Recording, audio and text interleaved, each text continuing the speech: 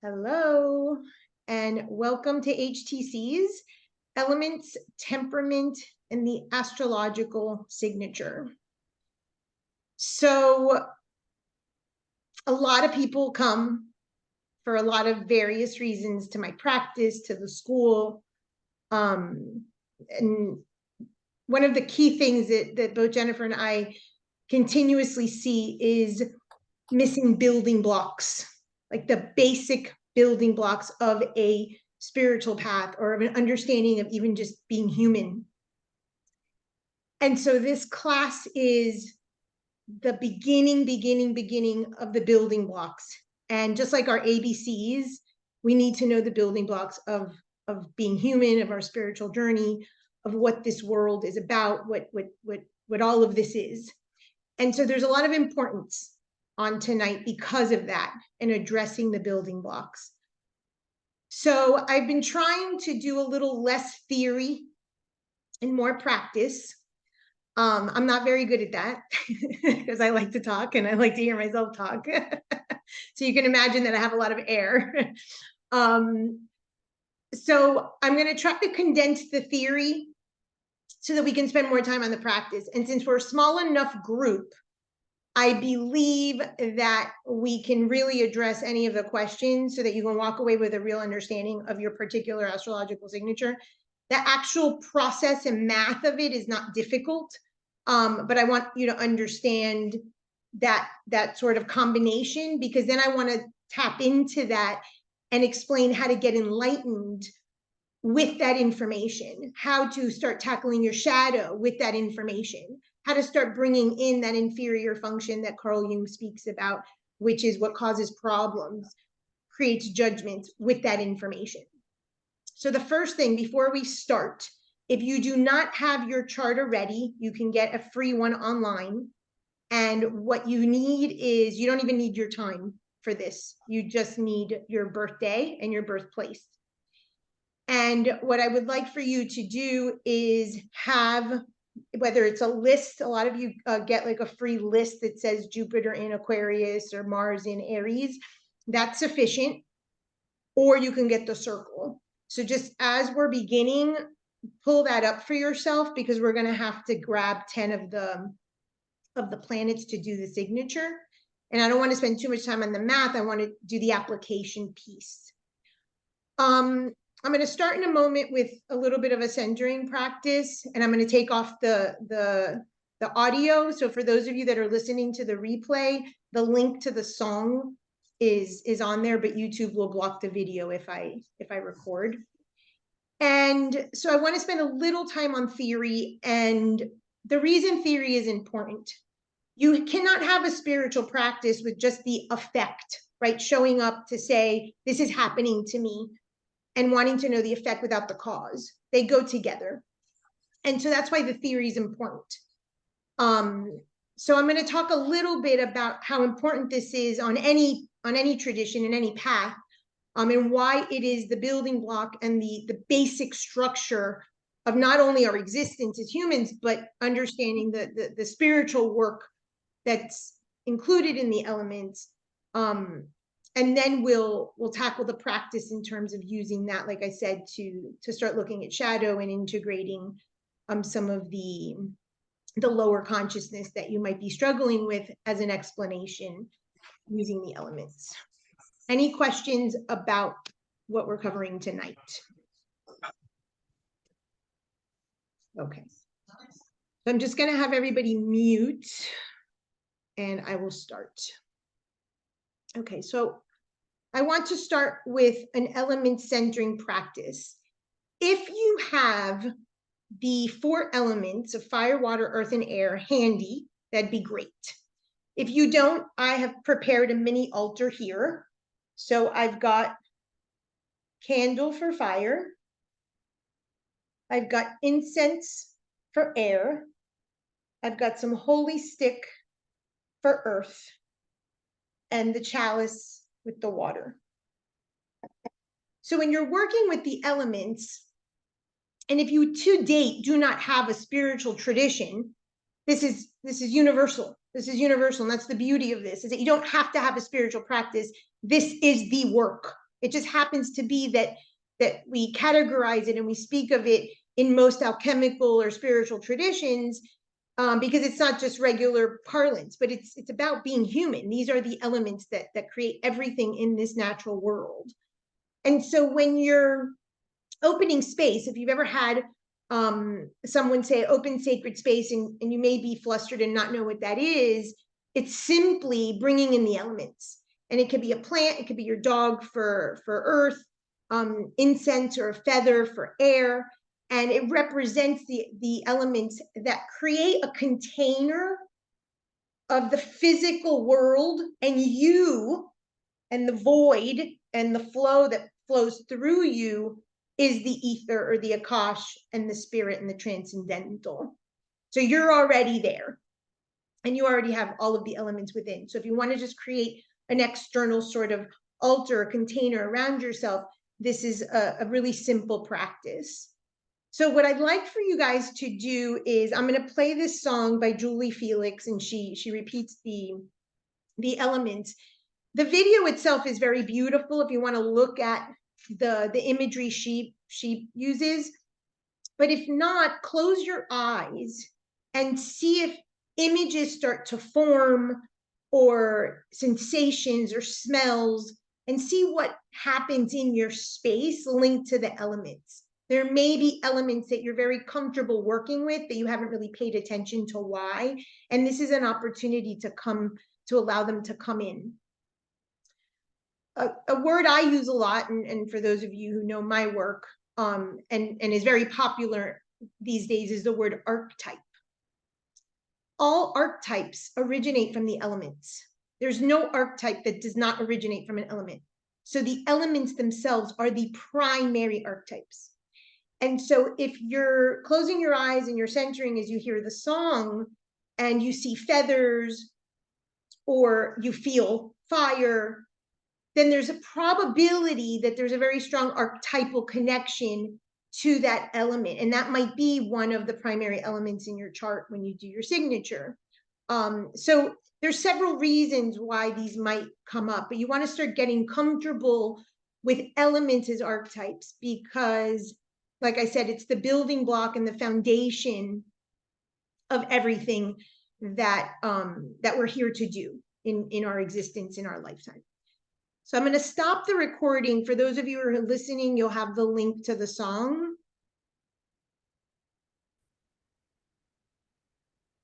So did any element stand out? Did you feel anything? Did you see something in the video that perhaps resonated that anyone wants to share?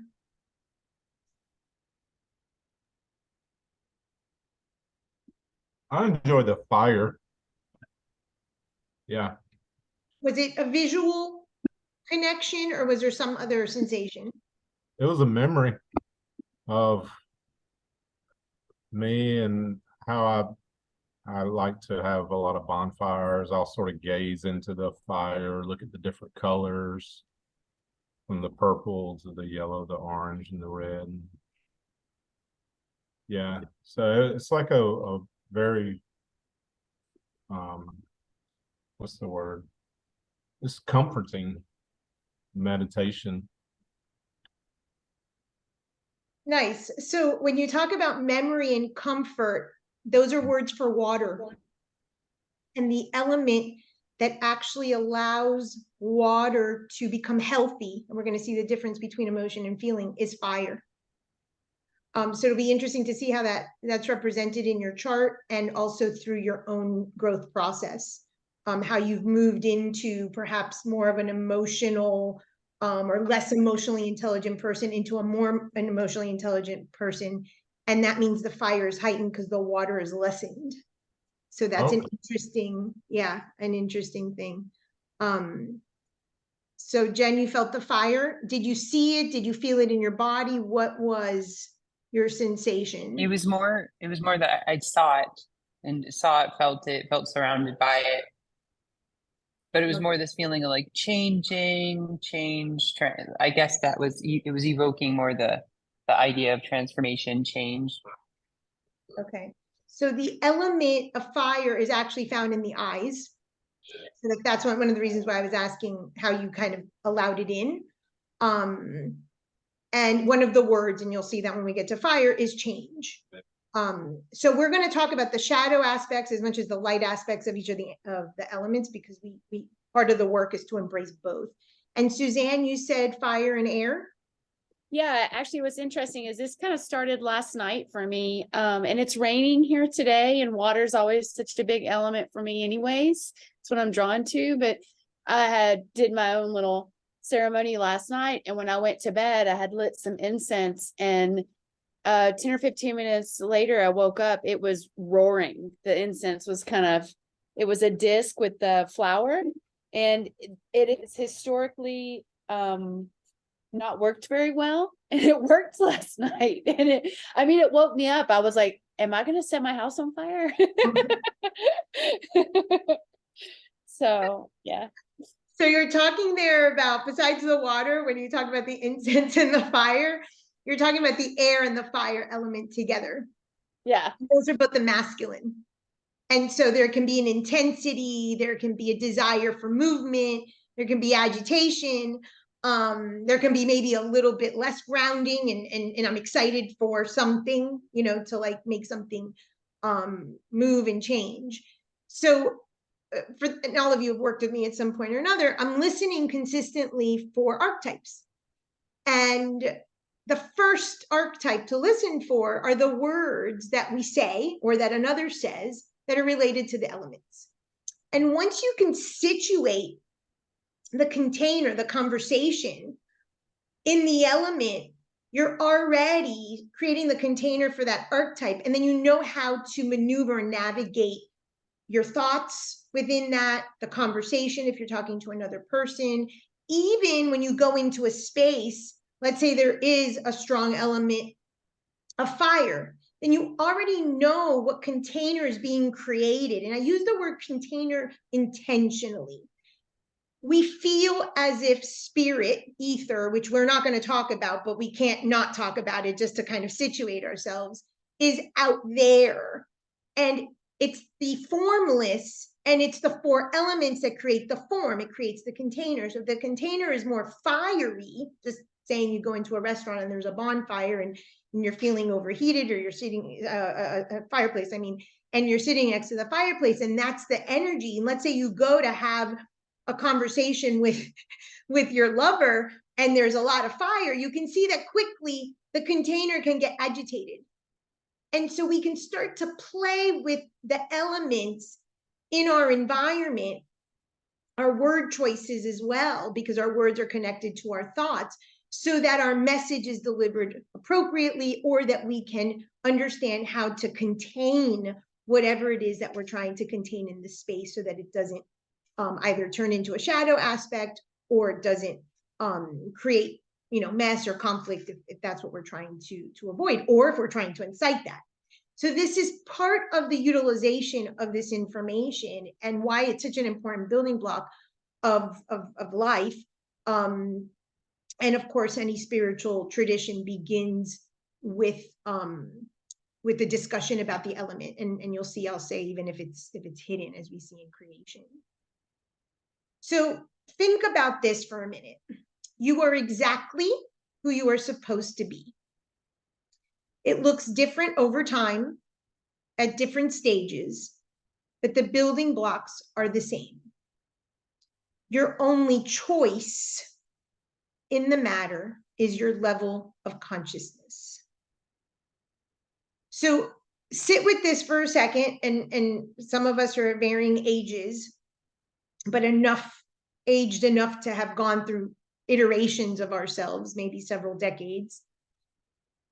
And for a moment, sit and analyze what has stayed the same. Maybe it's the problem that you continuously find. You can't manage your time, can't manage your money. Think about what stays the same over time.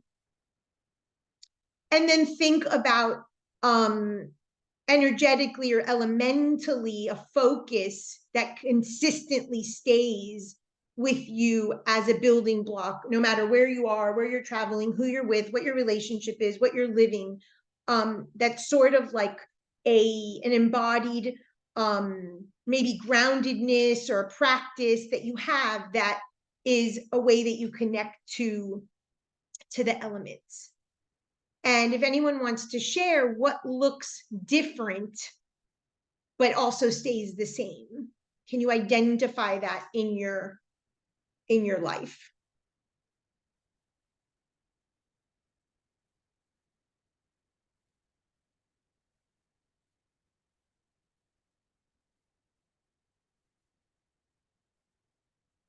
Emotional gluttony. Okay, so that's water.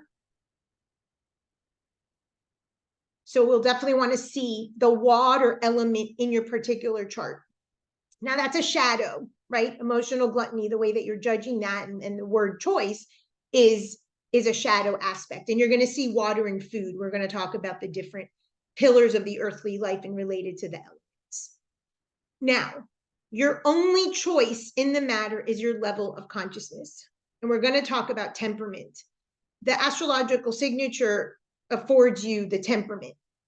And there's many ways to get temperament styles and different philosophies around it. But this is based on the elements, and it does not change. Your chart is for life. The proportion might change over time, depending on how much work you do. And that's some of the stuff we're going to talk about. But what you do have in control at all times is your level of consciousness. So when people come to me to ask me about an astrology chart, I'm like, everything can be seen in the chart: past, present, future, ancestry, friends, family, you name it, except the person's level of consciousness, because that is choice. Just so you know, that word is a fire word, and that's the element that humans have most control over. In my opinion, the only one. That's the one that kind of determines the others. But that's where we get to impact what is in our chart, in our temperament, how our life looks. So we're not destined and doomed to repeat the same problem over and over if we do some of the shadow work with some of the inferior elements, and we choose, and I'm going to show you and explain how, to raise vibration around the elements. Positive, industrious, transformative. Okay, industrious is more earthly, so more of an earth word. Positive and transformation are fire words. So we'll see how those reflect. So some of the things we're going to cover tonight is understanding the importance of elements on a spiritual path, how the elements determine our temperament, discuss the relationship between elements and consciousness, and calculate our astrological signature. So I said earlier that we need to establish some theory before we can go into practice. And anything we teach at HTC starts off with the universal laws, because the universal laws give the cause to the effect of what is happening. In elements, we can go into probably every universal law, but I've stripped it down to the main things we're going to talk about today. Is the law of polarity, where everything is dual. So if you have a dominant element, there's going to be another element on that same masculine or feminine paradigm or polarity that might be less than an inferior, and we'll talk about that. And the law of correspondence: as within, so without, as above, so below. So there's a mirroring of, especially in the shadow work, of elements, maybe how someone lives their life or what you're judging, that's reflecting back to something for you to work on in your own chart, in your own temperament, in your own enlightenment path. So spiritual traditions, every spiritual tradition must include a discussion of the elements, even if it is hidden in the texts. We'll see in a moment creation. It's not evident. It's not obvious. They don't say these are the elements and this is what this is. It's tied up into a creation story. But creation stories have the elements in it. It establishes the baseline of all things that are going to happen in the natural world, in the physical world. Now, the fifth element is ether. That's the unchangeable element. One of the things that you're going to see in the alchemical symbol of all of the elements is a triangle, and triangle means change.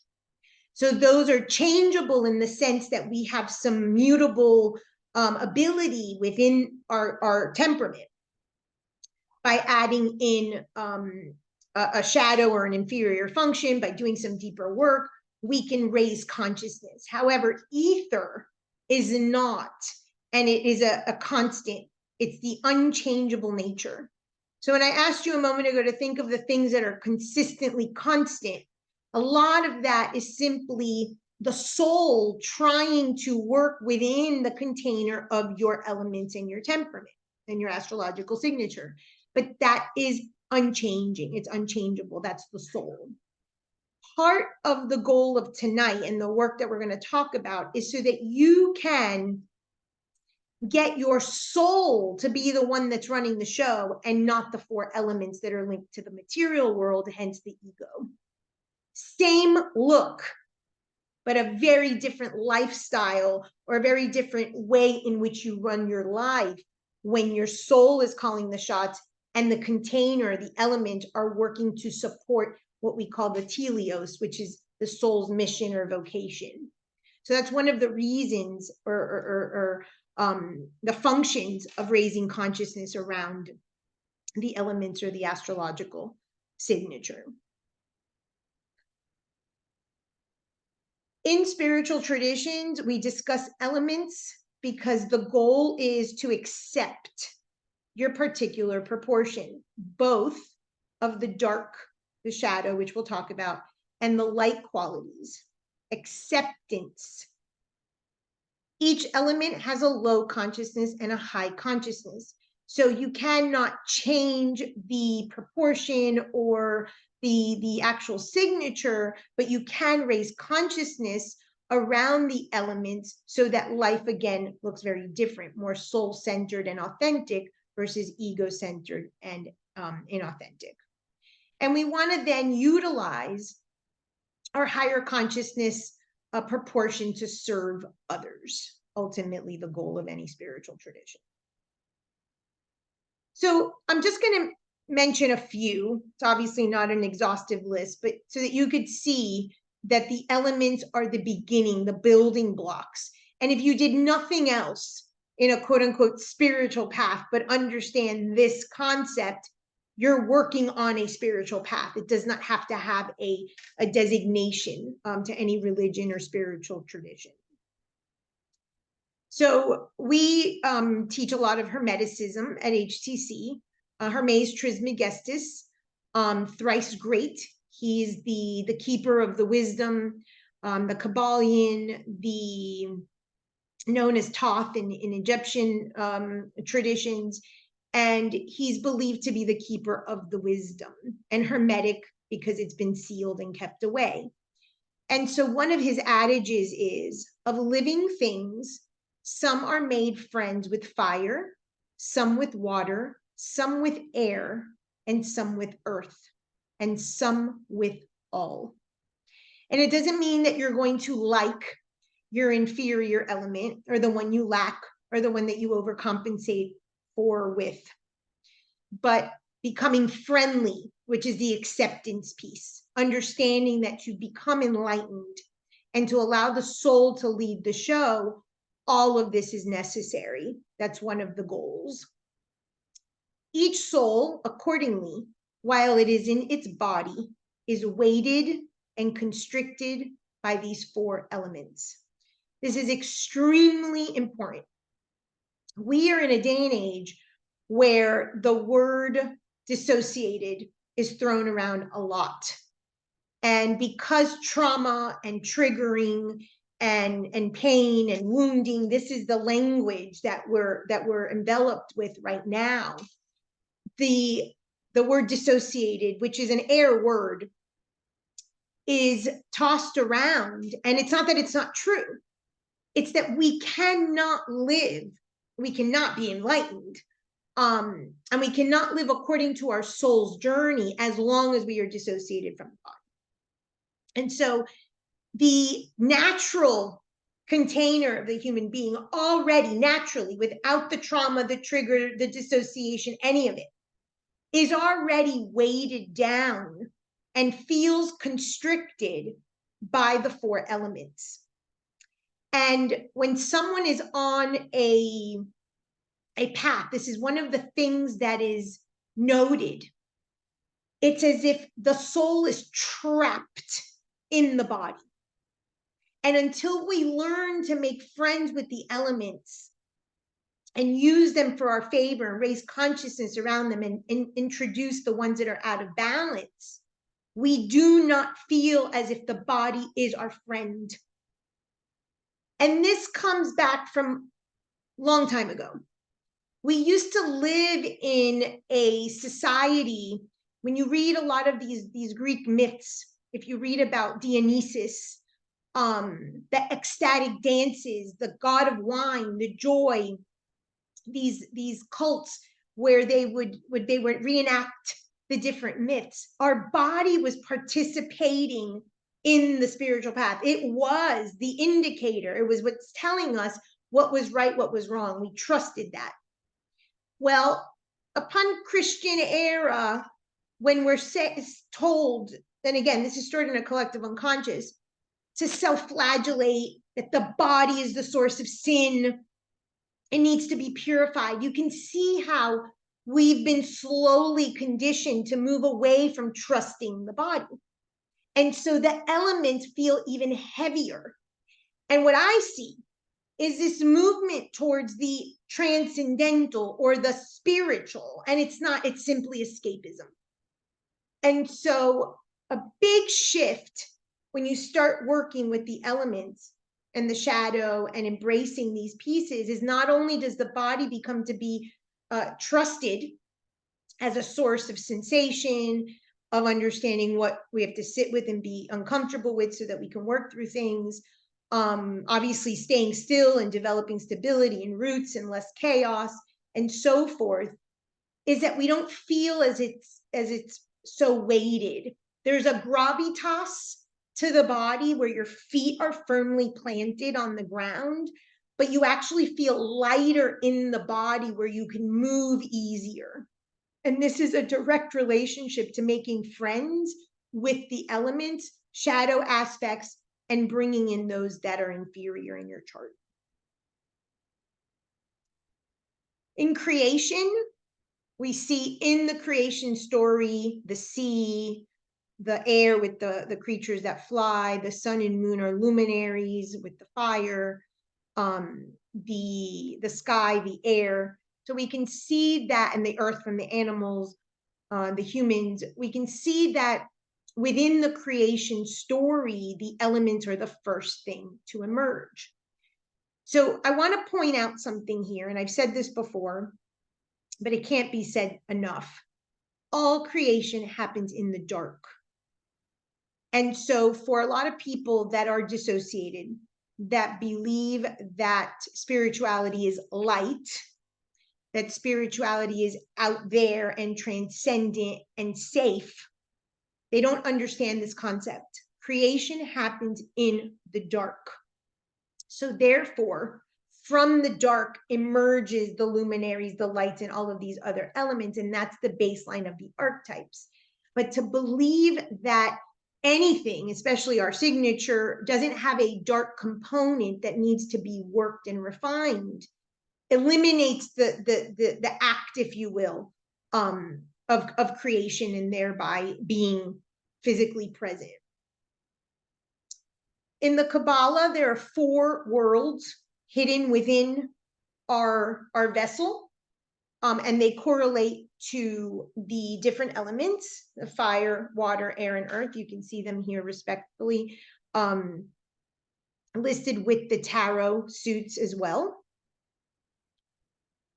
In the Vedas, all creation is made of the elements, and again, earth, water, fire, and air. They go further to talk about the organs, to talk about each of the faculties in the body that then leads to, if you've ever gone to seek Ayurveda practitioner, the herbs to balance those elements, the food to balance those elements, the yoga poses to balance those elements.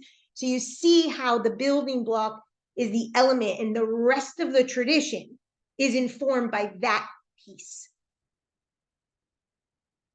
And in the tarot, the first card is the Magician. And we are all magicians. Magicians are shapeshifters. Magicians are those that know the power is internal, not external. It is the first card, besides the Fool, in the major arcana that begins the spiritual path. And it begins with all of the elements on the Magician's table.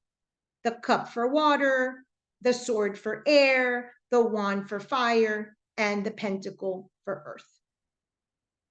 And so what this card is saying, that every spiritual tradition must begin with the recognition that all of the elements are within, and you get to decide the proportion of how you're going to live your life based on how you treat or work, value each of those, and what you add, what you subtract, and so forth.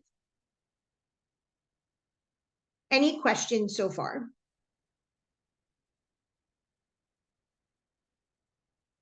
Okay, so let's talk about the 4 elements.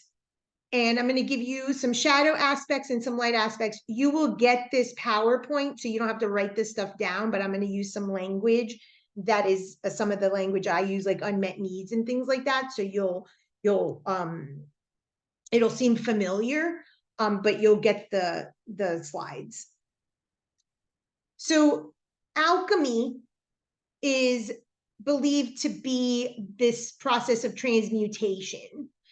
The origins of alchemy was hidden in some adages, and one of the main ones was turning lead into gold. And it was this idea of taking a metal that was very, very dense and refining, separating, combining it, distilling it, refining it until you got gold. And it was a metaphor for our life, for our spiritual path. And so alchemy begins everything with the 4 elements. So fire, earth, water, and air. And as I mentioned before, you're going to see the triangles. The triangle is symbolic. Fire and water are the lower triangle and the upper triangle, and then air and earth have the line through it. And you'll see that on the slides for each individual one. So you can recognize the symbols. The way that we combine the elements depends on the nature of all things. This is why herbs or food or certain furniture or even decorations in a room, we can speak to the quality of the elements that we're perceiving, because it's the same 4, but it's the different combinations that are available. This is also found in our human nature. So our archetypal configuration or our elemental configuration determines how we think, how we behave, what we like to eat, how we feel and show our emotions. All of it is wrapped up into this. Understanding of the elements is the key to knowing your mind. And at the end of it, the mind is all. Knowing how to transmute the elements to a higher state of consciousness is the foundation for enlightenment. And I'll give you a 4-step process of things to do for application. And then balancing our perfect mix of the elements represents our highest nature. So your astrological signature is going to give you your particular formula. However, within there, you can refine that to make a highest nature by living out the higher elements in a more high consciousness way. The elements that may be lacking or absent from your formula, bringing them in, not only in a low consciousness, but even in a high consciousness. That's how we grow spiritually, and that's how we live in our highest nature. It's not that the actual formula changes, but what I said at the beginning, you get to choose your level of consciousness. That's what you get to do. That formula is as is. Redistribution. We are always collecting and redistributing the different materials, the elements in our life, depending on what we're working on. There might be time in your life where you need to raise your children, and that is what you're thinking about. And the water element of protection and nurturing is all that matters. And the other ones fall a little short, so to speak. And so your timeline of life and development and what you're working on, you're writing a book, you're building a business, building a home, that's going to determine a lot of where you're going to put your emphasis. But ultimately, the balance is what leads to the enlightenment process. So this is the symbol for air. It's a triangle upward. When it's upward, it's a masculine polarity. It rules thought, our mental processes. Some of the shadow aspects are dissociation, anxiety, ADD, difficulty concentrating, keeping commitments. Your unmet need. So if you have a lot of air or little to no air, so it goes, remember, law of polarity is the 0 or the 100, excess or a diminished quantity. You're going to be seeking validation. It's a masculine polarity in Jungian parlance, and we're going to talk about the functions. It's the thinking function. It's in control of the time and how you spend time in your life, and we're going to look at that. And the qualities are hot and wet. Fire, the triangle upward, again, masculine. It has to do with passion, creation, playfulness, joy, transmutation. It's the element that can lead to transmutation. Some of the shadow aspects are constant change, where you're never setting down the roots because you're always moving and moving and looking for the next new and shiny thing. Escapism, there's a shallowness to the fire element, and we stay at surface level rather than going deep. The unmet need is seeking love and attention externally rather than from self-worth and self-love. It's in charge of the intuitive function.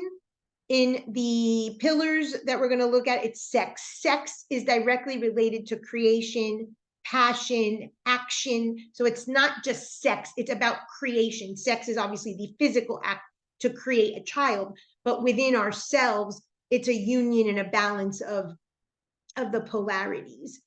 And the qualities are hot and dry. Water is feminine. It's a downward triangle. It rules our feelings, empathy, compassion, forgiveness. When Josh had mentioned memories and comfort, those are one of the words of water. Deep, being in the past, stuck, depressed, codependent. The unmet need is needing and seeking protection externally from others. It's a feminine polarity in charge of the feeling function. It rules the food. So Suzanne's emotional gluttony, you can see, is linked to the water element, and it is wet and cold. And the earth is a downward triangle indicating feminine polarity with a line across. It rules structure, stability. Some shadow aspects is feeling stuck. You hearing people that say those words stuck. They're rigid, they can be inflexible, fixed, ultra responsible, goal oriented, but they don't understand when to stop or throw in the towel type of thing. The unmet need is safety, seeking safety externally from, barred windows or certain zeros in a bank account or a certain job security, that type of safety rather than inner safety. It's feminine. It's in charge of the sensing function. Money is one of the ways that we see this in the way we use it or abuse it, and it is dry and cold. So those are going to be some of the qualities that when we look at the shadow, you're going to refer back to. Any questions about the 4 elements and any of the qualities?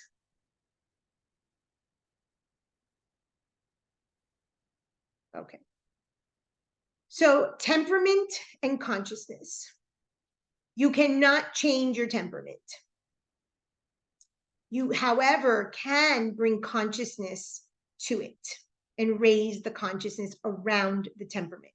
So even though it's the same element, let's say fire as anger or conflict or war, when raising consciousness can be someone who learns to communicate better or speaks freely about their feelings, but without offending or using I words or attack or you words or an attacking.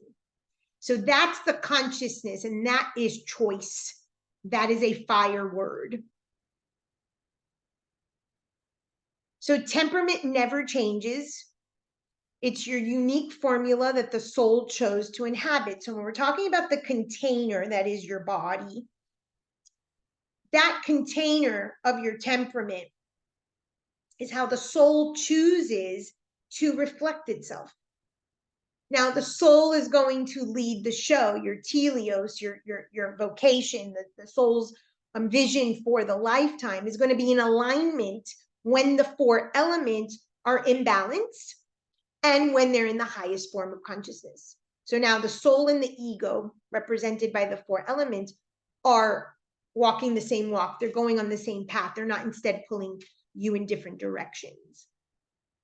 Transmutation to a higher state of consciousness is the goal, not changing the temperament. Remember, it's about accepting and then transmuting. And transmutation occurs by including the inferior function. Everyone is going to have an element less than. Could be lacking completely. It could be, one has 4 and one has 1. That 1 is less than. That's going to be an inferior function that you're going to pay less attention to or overcompensate with. And that needs to be addressed because that's a shadow aspect.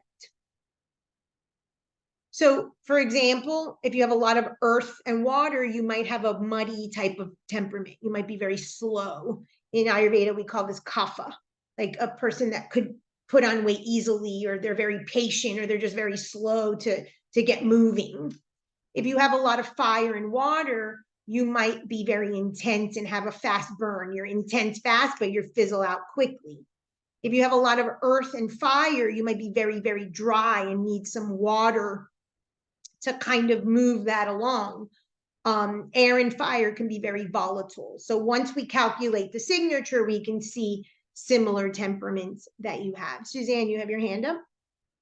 Well, I was just about to ask a question about, is this also related to Ayurveda's doshas? Because I didn't think that this would, the way that you guys tally or figure out doshas, I would have never thought looking at astrologically, but is there overlap typically? Yes, there's definitely overlap, because when you think of ether as the universal consciousness that we all come from, heaven, the universe, whatever word you're comfortable with, the first separation is mental. The first separation from the heavens when you're conceived are your 4 elements. And that dosha you get at conception, at birth, the way that it's stated. So it's the same thing. And it's very important to note that we talk about doshas as the body. We're really talking about a mental configuration. All of this is mental, that then is trickled down by density of element. So if you have more denser elements like earth and water, they're both feminine, so they're heavier.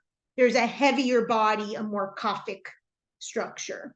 Fire and water would be a bit more pitta, but it's the mind that is the pitta. It's the mind, it's that mental dosha that really is dictating the rest. That's why we first tackle the body with food and herbs to get someone stable in their sort of physical structure, and then now we can tackle the mind.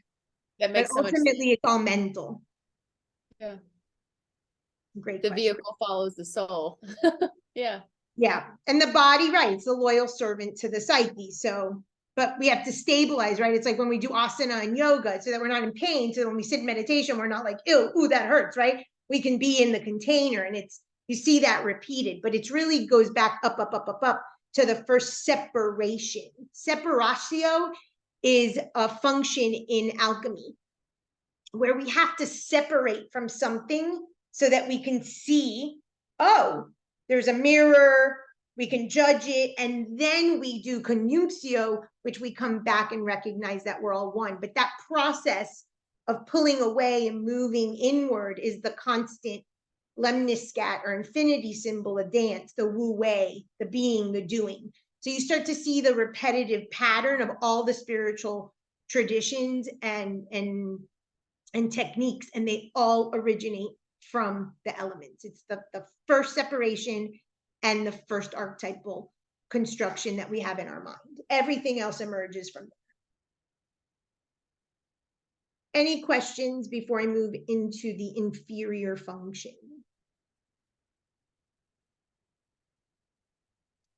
So the inferior function is a term from Carl Jung.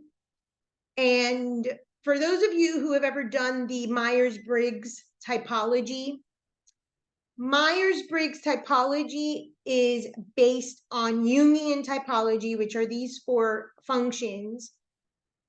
And Jung was a closet astrologer, and his typology came from astrology. So Myers-Briggs is astrology. And I say go straight to your astrological signature. But if you want to read Challenger and Champion and all the hundreds of types, you can go right ahead. But ultimately, you're going to see the correlation in those descriptors with your astrological signature. So the 4 functions are thinking, feeling, sensing, and intuition or intuiting. We have all 4, but some are just underdeveloped. Some are judged. Some are practically non-existent. Some overcompensate and run the show, and it becomes your job, it becomes your claim to fame, it becomes your brand. And so what happens to those functions that are underdeveloped is that they become shadow aspects. We project them onto others. Oftentimes we end up meeting people that complement. Jennifer and I have water and air, and she's got fire and earth, and we just perfect puzzle, because each other's inferior function is found in the other. And since there is no other in spirituality, it works. So it's not uncommon that in relationships or your children, or in work environments, you're trying to find the inferior function to kind of complete the puzzle. That's great, but the inner work still has to be done, because the balance is done internally, because it's the container for the ether or the spirit. So Jung said the inferior function is practically identical with the dark side, so shadow, of the human personality. The inferior function pushes in through the cracks in the ego's efforts at supremacy and opens us to what is unknown and unlived. And this is important: supremacy. We're all on a quest to be special and not be human. And so we highlight and overemphasize and make grandiose that thing we are good at, right? But then all the other stuff kind of gets collected. And when it gets bad enough or big enough, it cracks. So it's like the snow globe shattering. And it opens us up to what is unknown and unlived. Projection, shadow work, judgments, all those things that I teach you guys are all ways of accessing this in different ways. This is just mathematical. For Jung, however, this seeming weak spot, and it's a weak spot because the person judges it, not because it's weak for ourselves, in the personality was also the treasure hard to attain, for it is also the source of our aliveness, freedom, and fun. Because ultimately, freedom, fun, aliveness, those are fire words. And fire is the element of transmutation. It's the element of enlightenment. And so to reach that enlightenment, that transmutation, that soul-centered life, that purpose-driven life, the authentic self, all the things that we talk about, self-love, we need to have this inferior function be introduced to the human being and work it. It's like the refinement process, and it's not easy to do, but that's what starts to make us feel lighter in our body, in our world. So when you do your signature, what element are you lacking? So I give an example here of water. How do you judge it in others? Perhaps you see people crying, an obvious water element, and you judge it as weak. And so one of the aspects of shadow work would be first to introduce the element into your space. It's not going to be, oh, I'm just going to all of a sudden know how to feel and be honest about my emotions. It's not going to happen overnight.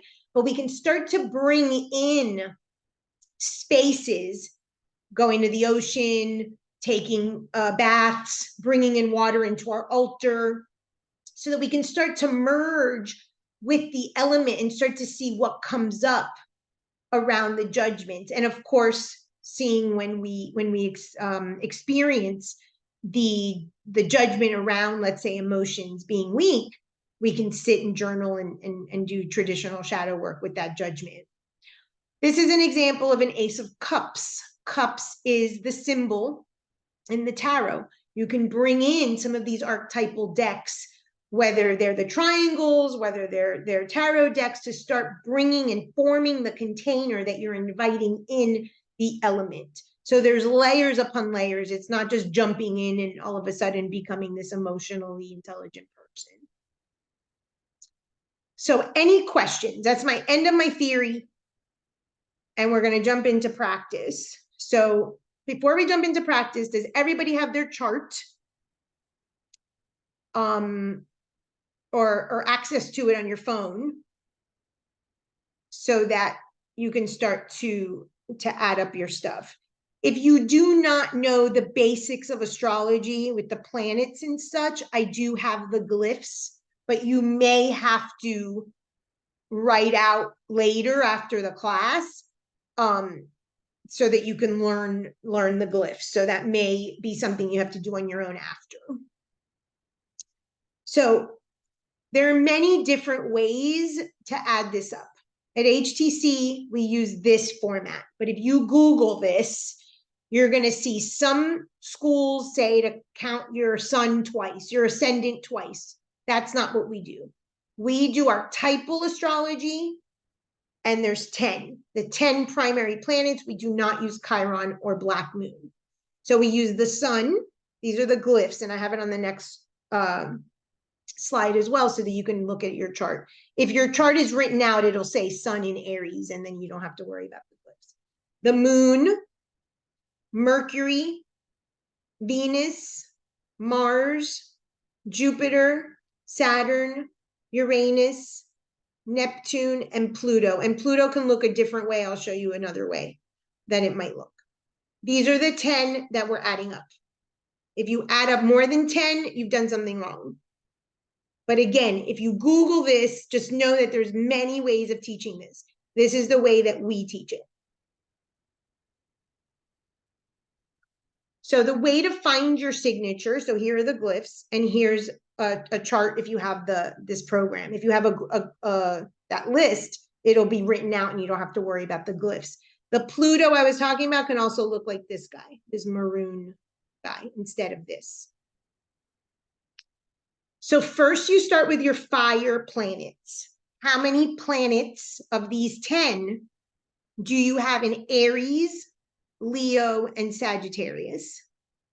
This person has 1 in Aries and 2 in Sag. So 3 fire.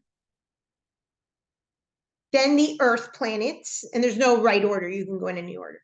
Taurus, Virgo, and Capricorn. They have 1 Virgo and 1 Capricorn. Then the air planets, the signs are Gemini, Libra, and Aquarius. 1 Gemini, 1 Libra. And water are the Cancer, Scorpio, and Pisces signs. And he has 2 in Cancer and 1 in Scorpio. And it has to equal 10. So the actual planet is not what you're counting. It is the sign over here. So for instance, this is the moon Venus in Cancer. The color blue over here is what I'm looking at. Over here, there's an aqua in Gemini. Over here, there's a red in Aries. So the actual planets are not what you're counting. You're counting up the sign, but you need to know what planet to know what sign it's in. So take a minute, ask me questions. I need to know that you got this okay. If you don't know the glyphs and it's about learning the glyphs and stuff like that, then send me an email. But if you have familiarity, this is pretty simple. And like I said, there's a lot of sites that just list it for you that says Aries, Gemini, and you can just add them up that way.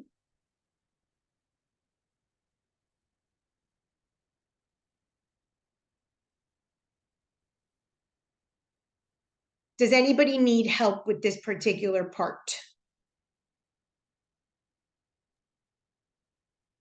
What does Sagittarius look like? Sagittarius is an arrow over here. Okay, thank you, ma'am. You're welcome. And it should be red. Oh.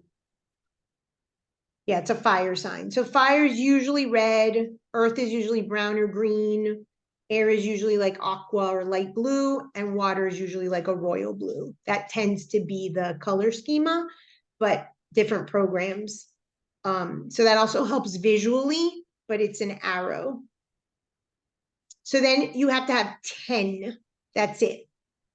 Now, get how many you have in air, fire, earth, and water. That 4-number combo is your signature, and then we'll talk about that. So this person had 3 fire, 2 earth, 2 air, and 3 water. And then find your dominant elements. You can have 3 dominant elements. He has 2. Some people have 1. And then what's inferior.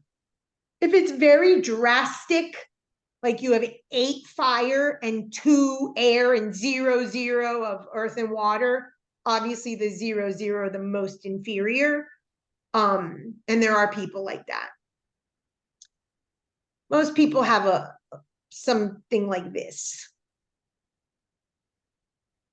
So this is the most important thing to do the rest of the stuff.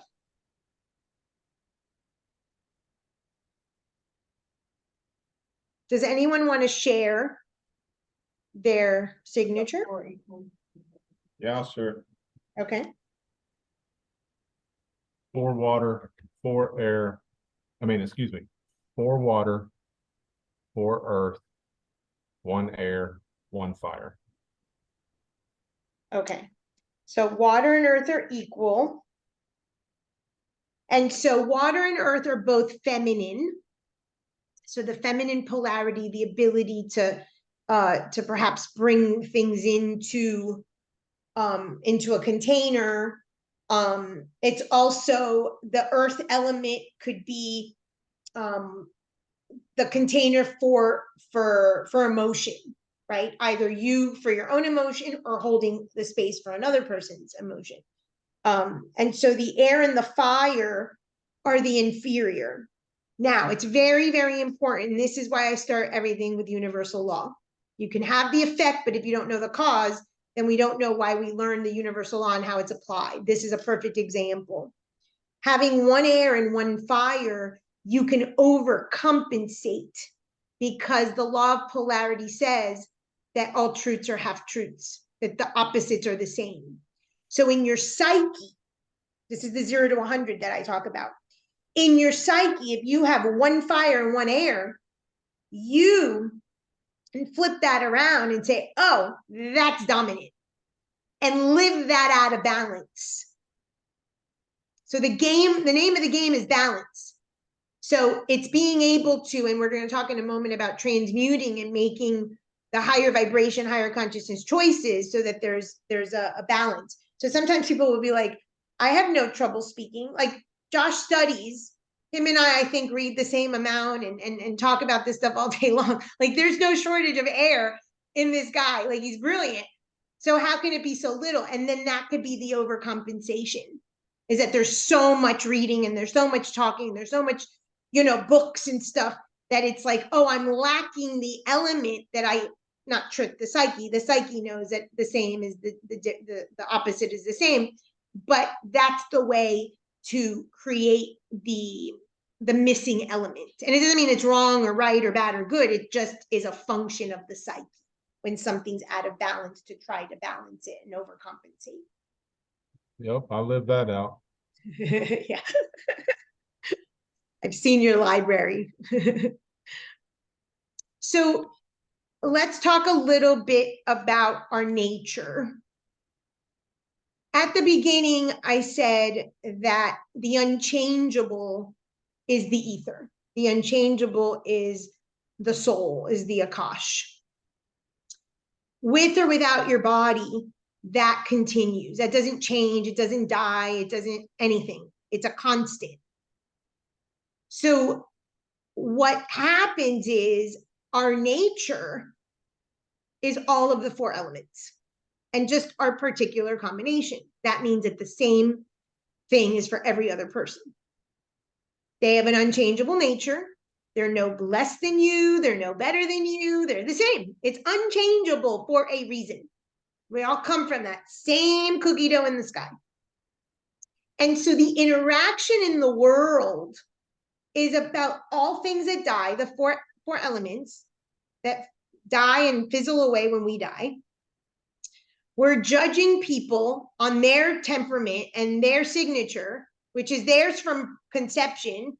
What are they going to do? I mean, obviously, we can all add consciousness to ourselves, but we're in essence liking and disliking people and ourselves based on things that are illusory, things that are not permanent, things that are handed to us, let's say, probably are, in my belief system, are chosen from prior lifetimes and choices then, but who cares? The reality is we're given this container, we all have the same elements, and it's like designing your house. Like, you have 3 floors, 2 floors, a basement, an attic, like they all have walls and a roof. Like, if we could situate ourselves in that container, that all the pieces are the same and it just looks different, right then, just with that head to heart, we're kinder, we're more compassionate, we're more accepting.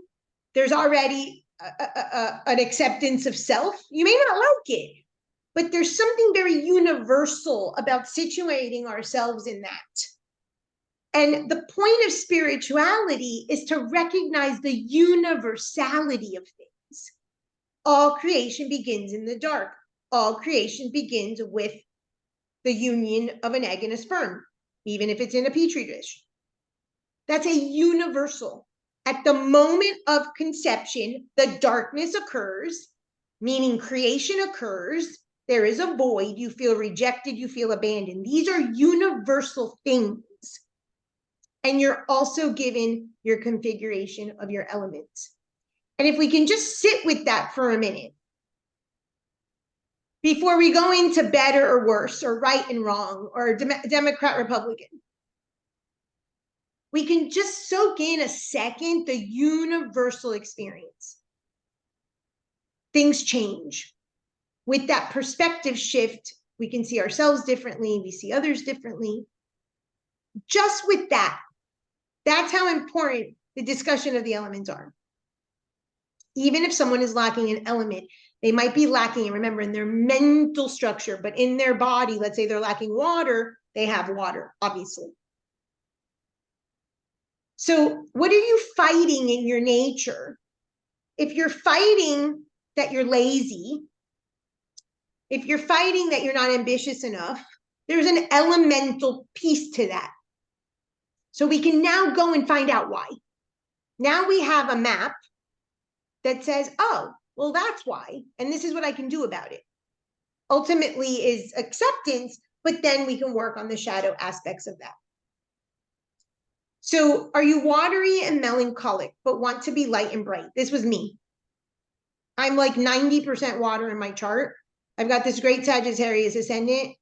Other than philosophy and traveling, I have had, probably up until last week, so much trouble grasping the idea of joy. Struggle. And I have one fire.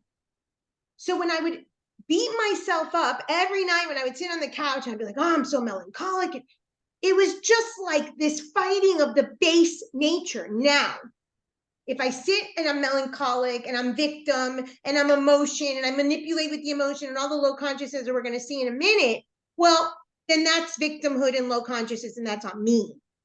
So there's work that we can do within each of the elements to raise consciousness. But recognizing that this work that I do brings in a level of emotion and feeling, and there might be some depths that I go to that I have to sit, that explains some melancholic temperament that makes me in other ways great, is part of the work. Is that what you're fighting in your base nature is not to be fought, but to accept it and to be understood in the context of all of the elements. It's not just, oh, I'm melancholic, I have so much water. Well, what about the earth? What about the fire? What about the air? Where's that?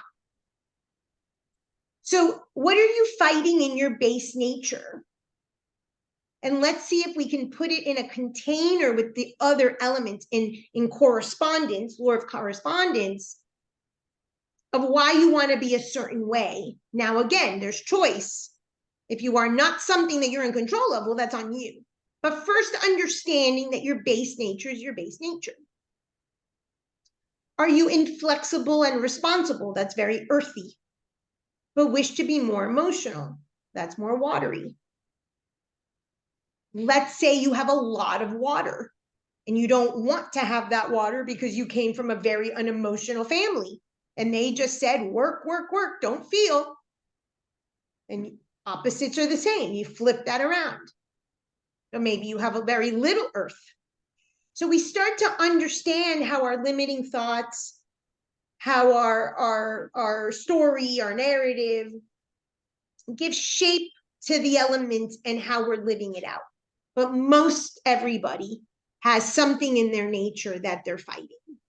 And there's usually an elemental explanation. So that's the first question.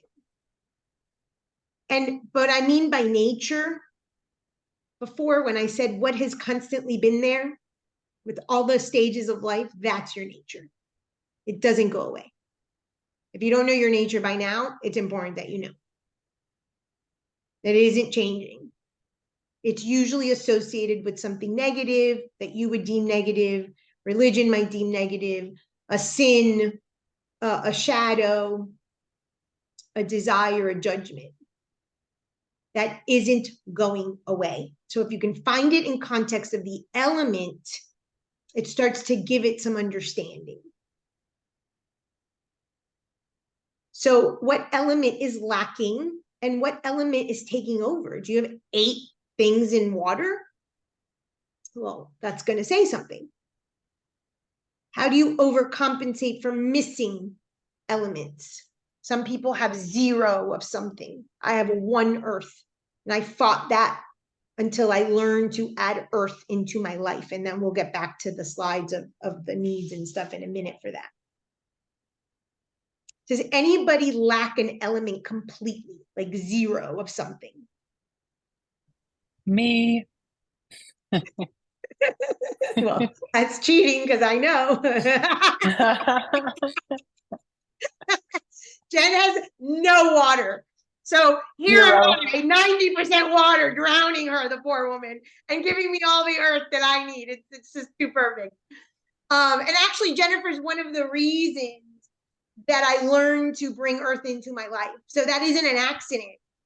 And it might be something that you have in someone that, in our case, she's my best friend and I care for her, that I might find difficult and hit against each time I was presented with it, but it was letting me know something that I needed. And the same thing happens with people you don't like, right? It doesn't have to be that it's only someone that you like. So how do you live out no water? What's your experience, your nature experience of no water? Well, my children and my husband think I have like no emotions. Like I'm very overly pragmatic and practical about every problem. As soon as something happens, I immediately go to solutions. I don't pause for the empathy. So I have to consciously say, okay, this person now needs a little empathy, and then we move to solutions. Okay, now let me bring something up here. What on this slide, the water slide, speaks to a very important part of your life? Oh. Food. Not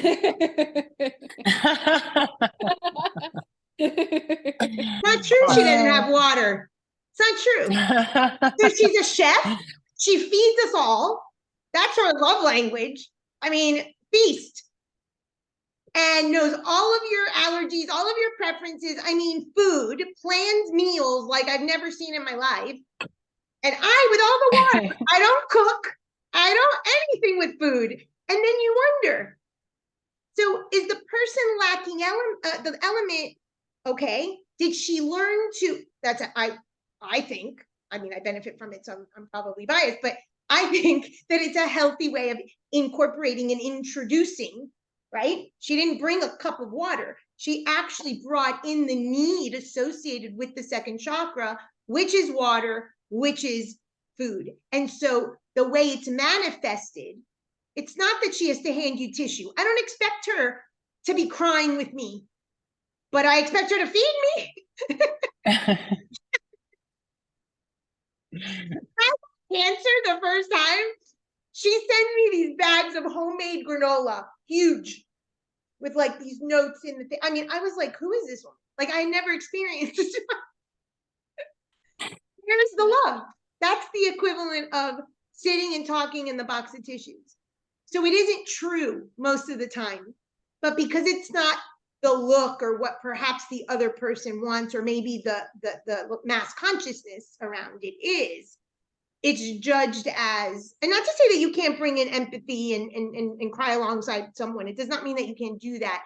But the first part of anything is to question what you're saying. And that's just so blatant that food is definitely taking up such a big part of your life that that's taking the place of that zero of the missing element. Does that make sense? How important that is, that we know how these elements show up in our life, and it's not always the obvious way. Great example, Jen. Anyone else that has too much or too little? Or judges that they have too much. I judged all the water until I learned to manage the water. Then now I don't judge it, but I did for so long. So I thought I was going to be really weighted in one area, but I wasn't. Okay. What do you have? It took me this entire time to figure it out.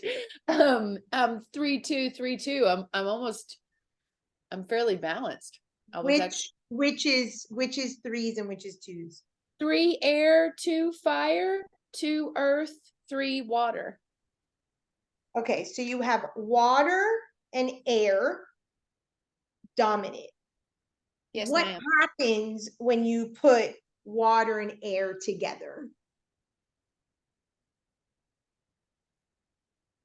A hot tub?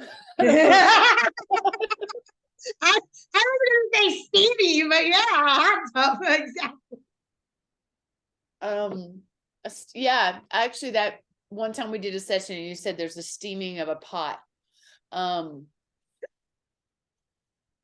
Yeah. So that is the steaminess, and let me explain the importance of the words we use. Okay, there are multiple iterations of steam. It could be a steam pot, it could be steaming a facial, right?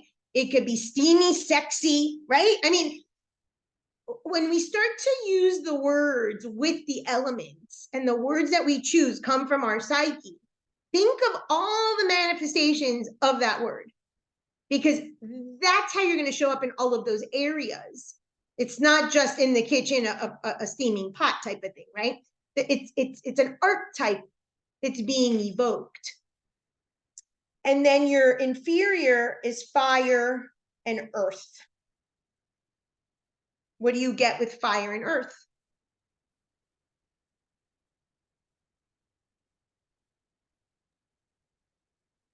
A wildfire. Okay, a wildfire. That's good. I put hot and dry, but yeah, and that burns the forest down. So now you see a polarity. You've got this steam, and then you burn. Oofa. Which one do we get? Yeah. And now we start to see our two faces, right? Yeah. And then we start to understand why we have these oppositions, why the law of polarity, why the 0 to 100. So that isn't going to change, but the 0 to 100 is a choice. In the spiritual laws, it says that the pendulum swing to the right is equal to the pendulum swing to the left.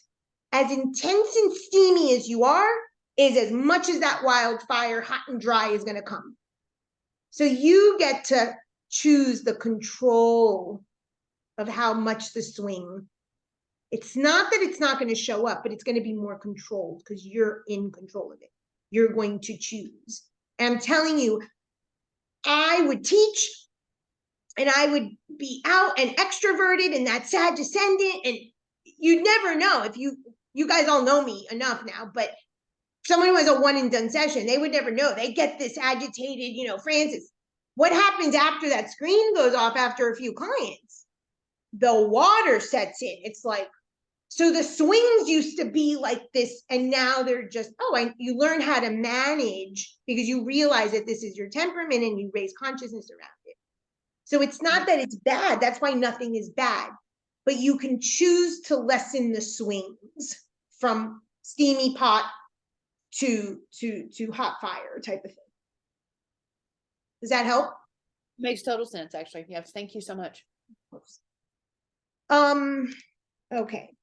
So how can you raise consciousness around that element? I'm going to talk about that in a minute. I have a slide for some suggestions. But one of the, of course, key factors is, what are you judging about that element? Now, judgment has a negative connotation. You can also say admire.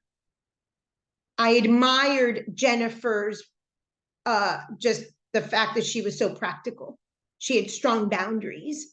She knew how to manage adult stuff. I would tell her, the only adult I've ever met, like, that adult is very earthy, and she's very earthy. So that was an admiration. I was judging myself because I didn't have it, but I had created a mirror of someone that did. That means that I have the potential. So even though usually it's a judgment that's negative, you can also do the flip, because that version of you, if it's in your sphere of consciousness, because you've created that, that means that you have created that person, because that's also a mirror of you. So that's how we can begin to raise consciousness about the missing element, or the overcompensation element, or the element of our nature that we're judging. Questions about that? Okay, so here are some steps to transmute consciousness. First, let's look at keywords, and this is obviously not exhaustive. If you have any questions about specific words, just ask. Fire. If you have a dominant fire, or also a low fire, because remember, the same is the opposite, there's a tendency for escapism, shallowness, optimism, but not like real, like an optimism that's like, oh, it's going to be great, everything will be great, that kind of shallow optimism because I have nothing to say or think. Air focuses a lot on the rational, the logic, what they can Google and prove. There can also be a dissociation with the body because it's all cognitive, it's all thought. They tend to have difficulty with roots, air people. Water. The key thing with a lot of water people is not empathy. It is manipulating with the emotions. And earth people are very practical to the point that they perhaps can't see beyond the world of illusions, because the elements are all illusory. What maintains, what is immutable, what continues forever is the ether. And so if you're in such logic like air, or you're in such practicality like earth, then where's the spirit? Where's the mystery? Where's the magic? Where fire and water people have more of that. There's an ease for the mystery and the magic and the intuition and so forth. So if this is your starting point of consciousness, your base nature is always low consciousness. Nobody is high consciousness. Do not kid yourself. Do not lie to yourself. We are all low-level animals. So start there. Even if you've been doing the work, start there so that you could start building. So now go to the ones that are dominant and see how you have these things, this low consciousness, and it may not be in every area, it may be in just certain areas. And start there. And if you're lacking something, we're talking more about the shadow with something that's non-existent or inferior, but again, it could be this as well. So for fire people with a lot of fire and or little fire, making choices. Just make a damn choice. You're going to make up mistakes. You're going to fail. You're going to say the wrong thing. You got to make a choice. Pick a road. That's the first way to raise consciousness with fire. Take responsibility. It's very easy to place blame and always be moving and hopping from one thing to the next and never sit and concentrate and say, oh, wow, I might have had some fault in that. Even if you don't recognize it, you can start speaking that way. I don't see the fault, but I recognize that that is something I need to start paying attention to. I'm going to start taking ownership, even if I don't understand how I'm taking ownership. And proper power for the situation. I have another slide on the power, but you have an overt power or a covert power. Not every situation requires overt and or covert. You have to match it to the situation. And so fire people tend to have a preferred power currency, and that's why they don't really change and they don't transmute, which the potential that they have. So understanding that each situation, there are times where a very angry version of yourself is called for, and other times where, you know, turn the other cheek type of thing. Raising consciousness around air. This is if you have a lot and or it's inferior, does not matter. Discernment. All thoughts are limited. That is the take-home message. The fire needs to make a choice, whether it's right or wrong, who cares? They just have to choose. And air people need to understand that every single thought, every viewpoint is limited. The only thing that's truth are the handful of universal truths. So knowing that that thought of yours is limited, even if it's the sky is blue, it doesn't matter. Then from there, you move into discerning. Does it support my value system? Is this the right thought for me? Is this serving me? Not my parents, not society, me. What I want to raise consciousness in my life about and around. Water people, a lot or a little. Emotions, and Jennifer, no emotion is just as manipulative as a lot of emotion. It goes both ways. Emotion or no emotion, same, are manipulative. And what we're trying to do is get someone to meet our needs. The take-home message for water people, a lot or a little, is to have feelings, not emotions. So I had a client the other day, and if you've seen some of my lectures on water, there's a Greek myth, part of the Odyssey, where they're passing through this strait, and there's this sea monster. His name is Charybdis. It's a whirlpool monster, and if you fall into it, the whirlpool monster swallows you. That's emotions. If you are in the whirlpool of emotion, you think it's true, but it's not. You are in the emotional archetype and you are trying to get someone to save you, meet your needs, do something for you that you don't want to do yourself. You're having a temper tantrum. Feelings are different. Feelings are, I have a sense of loss, of grief. I'm working through something, I'm having difficulty with it, but I'm contained. So when emotions fail to be contained or are uber contained, because there is no emotion, you're in the shadow of water. And so the message is meet your own needs and contain the emotions. Proper. Earth. All earth is limited. Does not matter how great you are, does not matter how practical you are, does not matter how many zeros you have in your bank account. Doesn't matter. This concept of biohacking, the biggest lie. You can't biohack.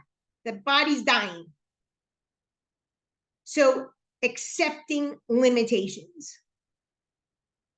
And the other take-home message for Earth, either too much or too little, is to value a process, not an outcome.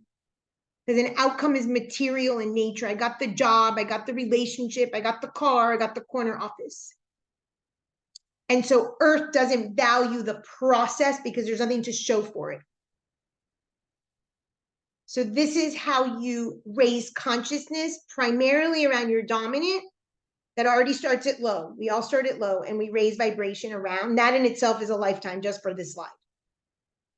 And also an inferior function. Any questions? This is very important. If anything, I think this is the most important slide in the entire presentation. Okay. So first, raise consciousness or vibration around your dominant elements. I have a lot of water. I have to go from emotions to feelings.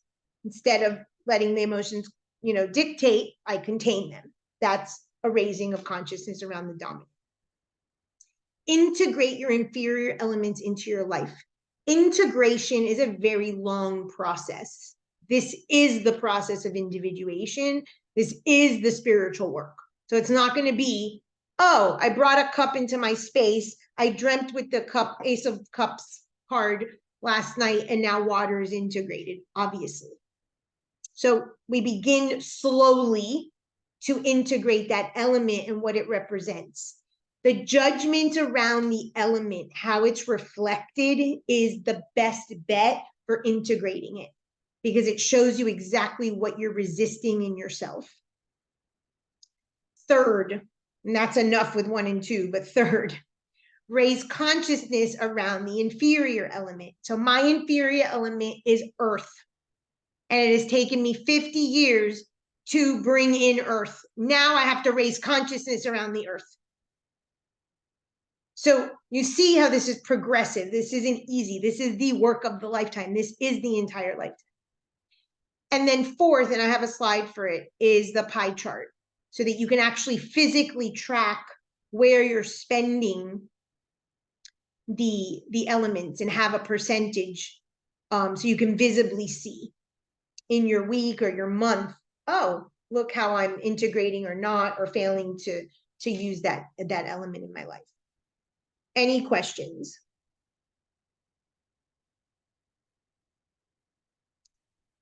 Okay, so because elements are of the physical world, because elements die and end and are limited when we die, right? It's not ether, it's the 4 elements. The best way to understand them, to make them tangible, is through what I call the pillars, my pillars, the elemental pillars. Time is air. So if you have a lot of air, you might be a time waster. We'll talk about that in a second. Water is food. Maybe you have a lot of water, you can't control your food intake, you eat too much, you eat too little, you comfort yourself with food. There's a relationship between water and food. Earth, money. Misuse it, throw money at the problem, save too much or too rigid or too cheap, lack or gluttony. These are the things that are out of balance. Sex, I put a caveat. Sex is fire. Sex can be the act of sex. Absolutely. That's fire. It could be passion for a project that you're working on. It could be some creation, some play. Typically, sex is a self-love or an internal transmutation. It's usually the balancing, like I said before, of the masculine and the feminine in the law of gender. Also, just so you know, it does not matter if you're actually spending the money. How much time do you think about spending the money, not spending the money, saving the money? Where's it going to go? How are you going to make it? That counts. It's thought and attention too. So I wrote each week to give you a quantifiable amount, a container. It could be a month, it could be a year. If you're someone that follows the planets and you want to follow Mars and do it according to that, or Venus, that's fine. Whatever structure, just give yourself a structure where you can go and look at how you think and use time. If you have a lot of air, food for water, money for earth, and sex for fire. Is that clear?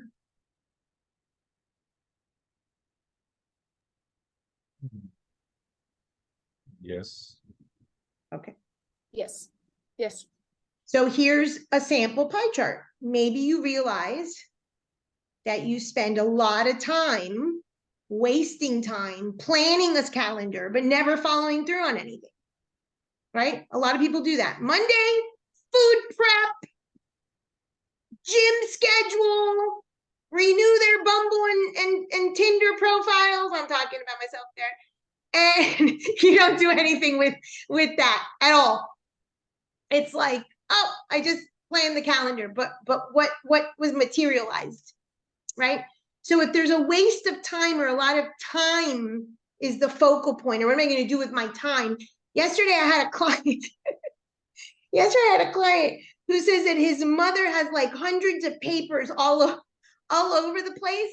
And I'm like, and what's your judgment? He goes, she's useless, because there's nothing that was transferred into the life, right? It was just spent in the thought around what I'm going to do with my time.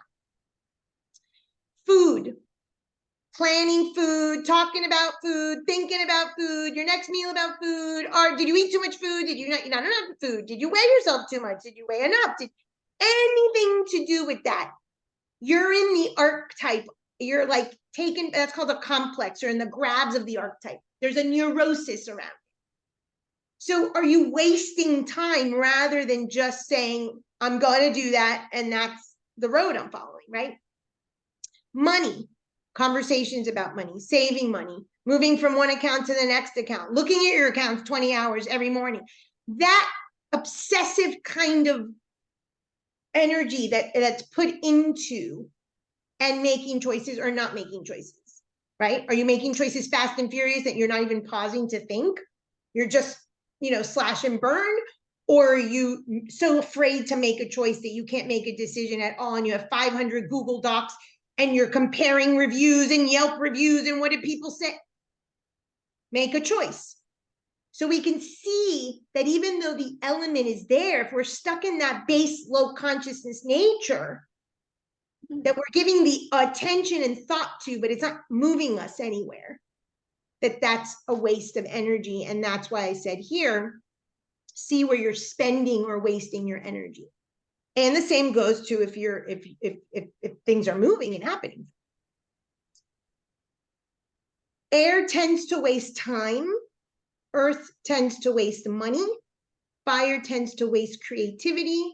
Water wastes emotion. And what I mean by that, just to give you that example of wasting emotion, is that are you constantly in an emotive state that's keeping you from doing anything else, right? You're trying to get your needs met. The emotion, anyone that comes by, they'll hear the story. Oh my God, meet my needs is what you're screaming, right? Protect me. That's the unmet need. Are you wasting your creativity? I can't choose. Oh my God, help me choose. We get caught up in that behavior and that nonsense because the element is out of balance. And I mentioned this before, and every element has a polarity of either masculine and feminine. Masculine polarities, if you have a lot of fire and air of the 10, tend to be more overt in their power, the assertive, the aggressive, the yeller, that kind of thing. What people would say, I'm authentic. It's not authentic, you're just loud, right? And you make a scene. Versus more covert, if you have a lot of water and earth, maybe more passive aggressive, more manipulative, go around the back door type of thing. Neither one is good. Neither one is bad. We need both. If you are out of balance with utilizing the one that is appropriate when it's needed, then it's out of balance. This idea that covert power and not making a scene and not saying anything is more spiritual is a lie. That's just as egoic. Remember, this is all ego because it's all element. The spirit is the unchangeable. Nothing to do. And so if we start identifying that it's an element that is causing that behavior, that is causing that thought, and it's all ego because these elements are egoic, they're physical states, we can get this nonsense out of our head that that's more spiritual than this. Someone insults you and you have to say something, you say it. That's not less spiritual, right? But you also have to understand when to be more covert, when to turn the other cheek. I call it being in on the con, because you got to pick your battles. So it's the dance of balance. And that ties into the masculine and feminine of your elements. So we begin with awareness. We now know our low consciousness for our signature. That's the first thing.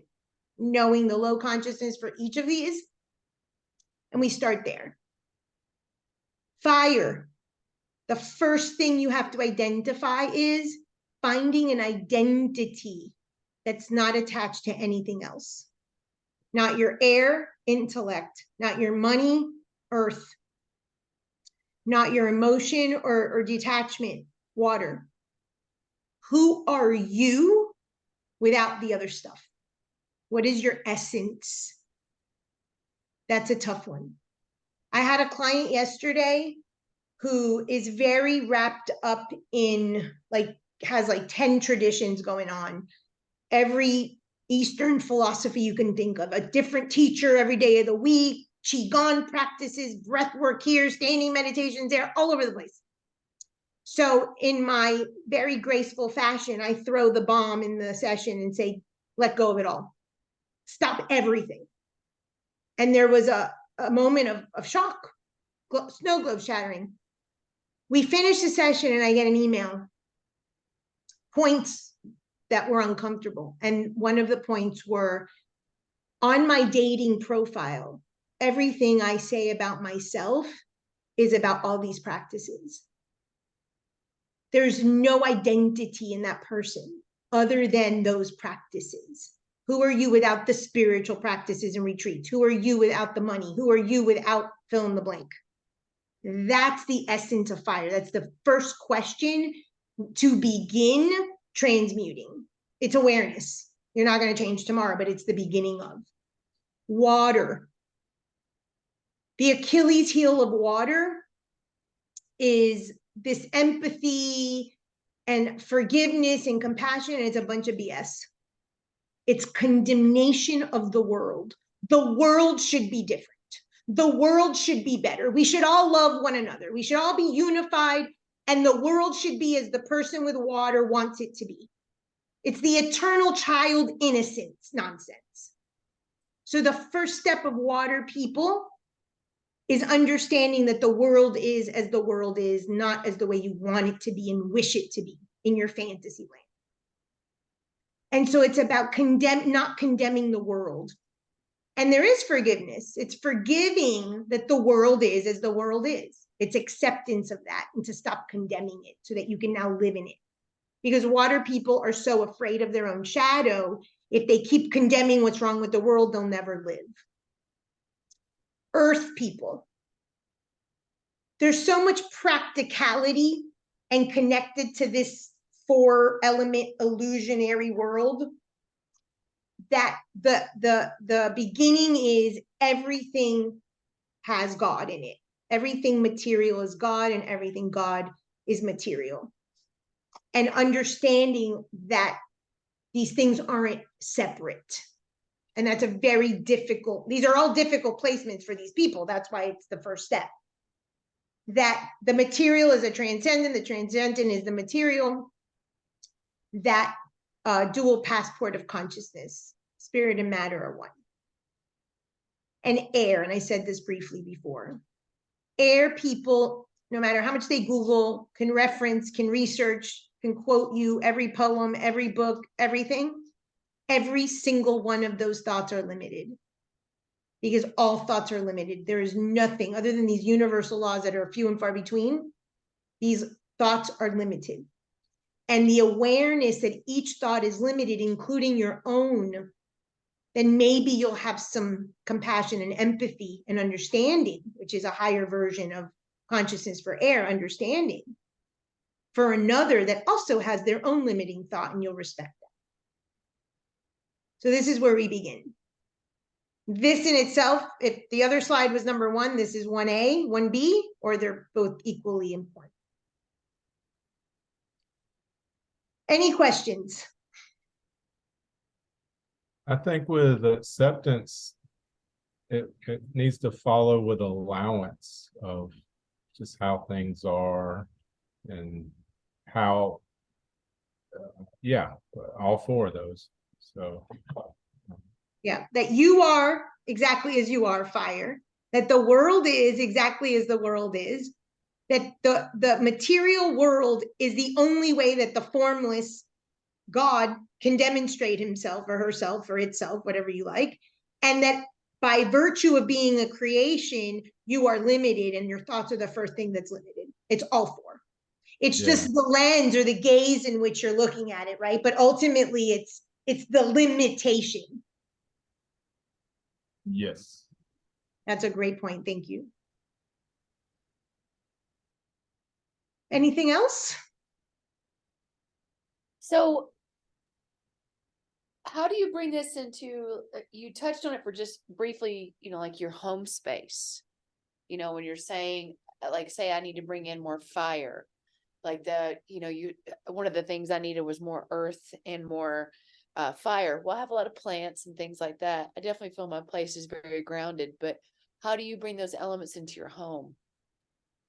The actual elements, right? I mean, obviously candles is an obvious fire.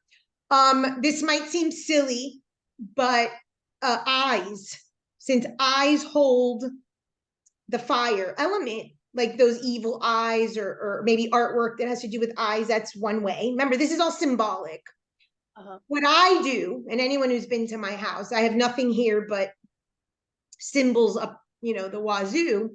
A fire triangle, so a triangle, upward triangle, that's fire, that's transmutation. So I had a client once get one of those bells, those triangles that we used to play in kindergarten, and I would have him do that as a way to, he was very like, his body was very weighted, and this was like to start mobilizing the fire for metabolism.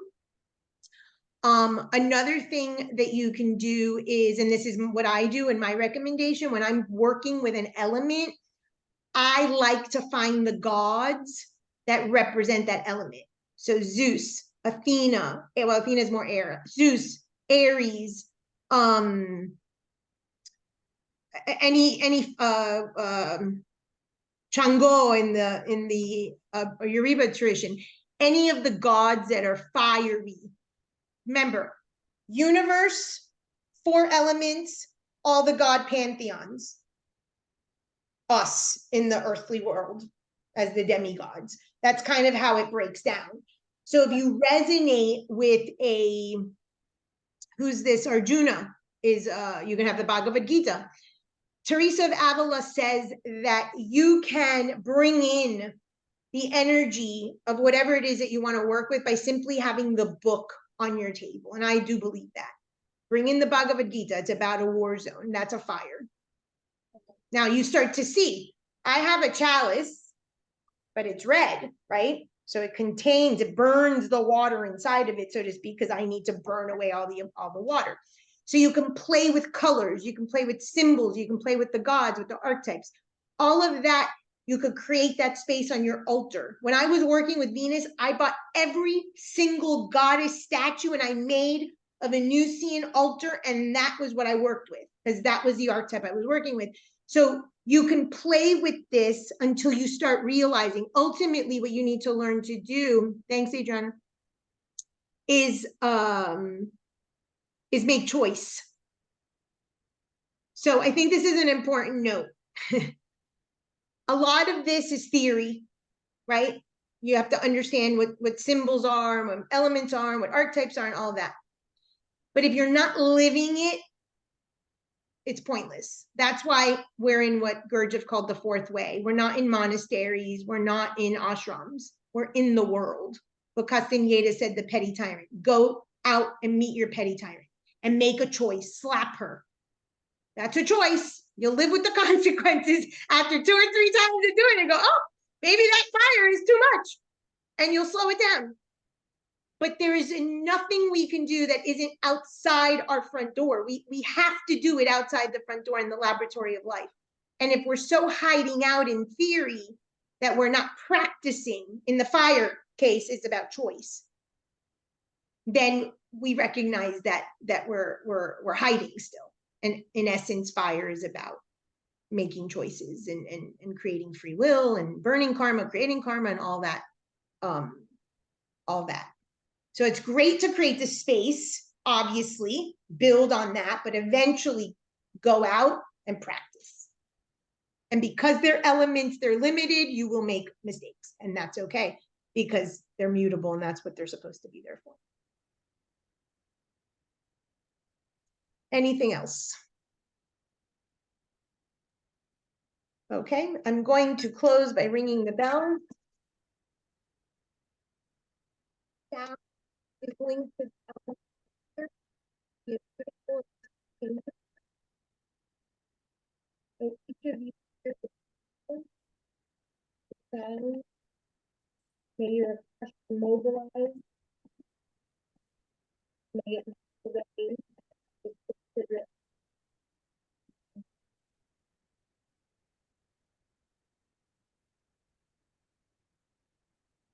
Okay.